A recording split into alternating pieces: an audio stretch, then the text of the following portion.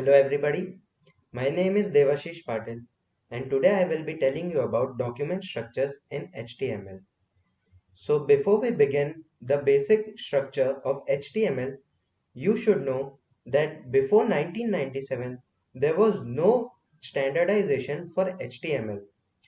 In 1997, W3C company added a standardization for HTML and bought a version called HTML 4.0. And then finally, in 2011, there was a latest version which is still usable called HTML 5.0. So let us begin about the basic structure of the document structure.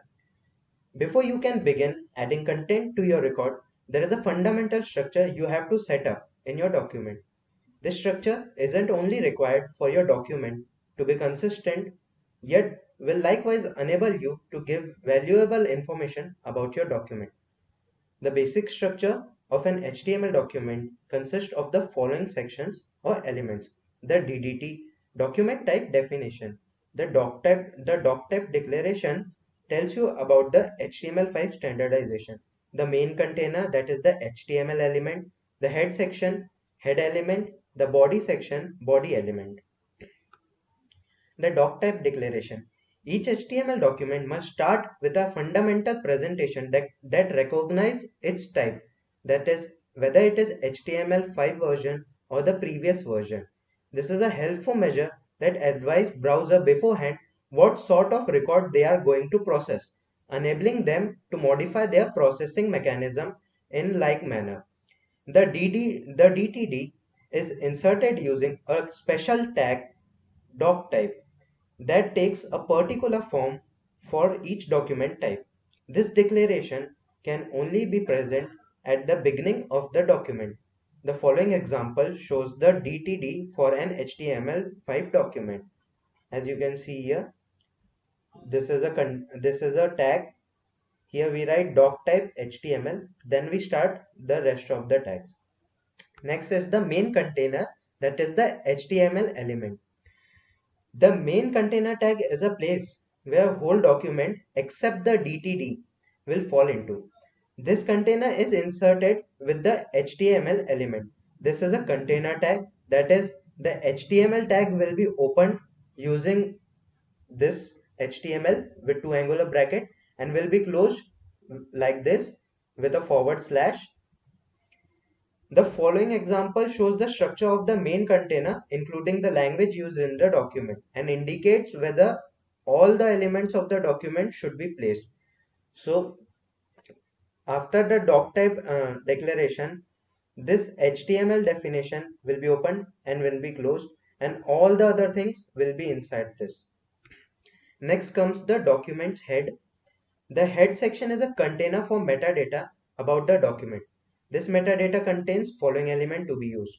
The document's title describes be free, the subject treated in the document. This is a required item and is inserted with the title element. This is also a container tag. The title tag gives the title to your web page basically. Style declaration. Group style definition used to set presentational attribute for the element in the document. It's inserted with the style element. Style is also a container tag. It can be used to use the CSS file. The following example, as you can see below, shows the structure of the head container. As we learned previously, we first type the HTML, then we use the head, then we can write title inside the head and give the title. See, this is also a container tag. As you can see here, it is closed here. Then we will close the head tag, then we will close the HTML tag. Then next comes the document's body. The body of a document is simply the container for its renderable part. This is the place to start writing your content, adding headings, paragraphs, images, etc.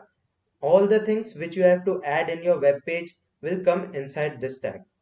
And the section your visitor will immediately access when the web page is loaded. As soon as your viewers access your website, the first thing which he or she will see is this thing which is represented in the body tag. The following example, as you can see below, shows the structure of the body container. The HTML is opened, then head is opened, then title, which we have seen previously, then head is closed, then finally we have to open the body tag, then write all the contents with all the tags which we have to represent, like font tag, paragraph tag, or any tag. Then finally we have to close the body tag, and then we have to close the HTML at the very end. As you can see here, this represents the general structure of a HTML document. For this shows the starting of the HTML page, then head, then title, then head tag is closed, then body. As you can see here, we have taken an example of heading tag. This is the H1 heading, that is the biggest heading we can give, and we have written a main heading, then a paragraph tag, then a second heading, which is the subheading. This is the second largest heading, then one more paragraph, then we have closed the body tag, and then finally we have closed the HTML tag. So this is the very similar type of example which we have seen. This doc type, as we have studied, represents the HTML5 declaration. From this head tag to this represents the head definition, which contains title, style, and other tags. This body tag, this body definition from here to here represents all the body definition and all the content which you have to give. And finally, you have to close the HTML tag. See, this is the output for the previous example. For this example, this is the output. The final output is, this is a heading as we have written here, and this is a paragraph as we have shown here. So this is the basic structure which you have to know before before starting any coding for HTML. So finally, thank you for being with me.